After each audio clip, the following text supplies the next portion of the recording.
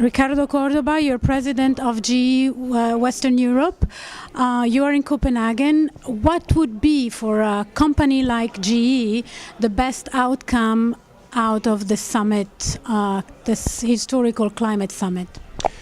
The best outcome would be that at a global basis we can find a solution or as a minimum have a clear direction and with the same targets regarding the need for more cleaner energy, but it's not enough. What we need is to give us the means to be able to implement it. What I mean by this, clear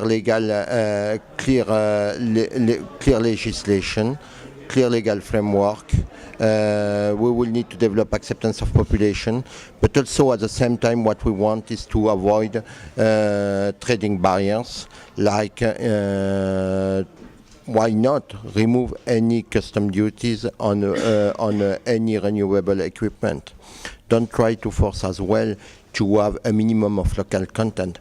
All these are I would say causes of delaying implementation of what is absolutely needed in the future: cleaner energy, more responsible energy. We have the solution as GE, but we need clearly our governments to arrive with a clear legislation.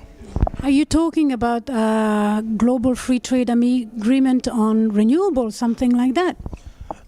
Something like that, but you know, not to say, for example, if you want to install a wind farm in my region, you need to have a minimum local content of so much, because this is not the best way to reduce the cost. We can have some logistic centers, but we cannot have everywhere in each and every region across the globe for anyone. That's one point, and the second point: why to put custom duties on green equipment when it is not manufactured in a country? Do you think some governments have been on the upfront in creating the framework already for companies to invest even more so in cleaner technologies, and or invest in research and development so that they can start developing the next generation technology? Well, we will need certainly some. We have some example where the clear frame was set up, for example, for some countries in solar or for wind, but we will need to go beyond, and because somebody who wants to invest want to be sure that he has a clear framework and legal framework, so that he can invest confidently and get the payback of his investment.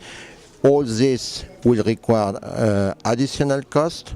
They will need to be reflected. For sometimes we can have some subsidies for the demonstration plans, but after that, longer term, it's thanks to the volume, to the new technologies, we will be able to do that. And one point, at the end of the day, we will need also to inform the population one day that maybe a cleaner energy has a higher cost.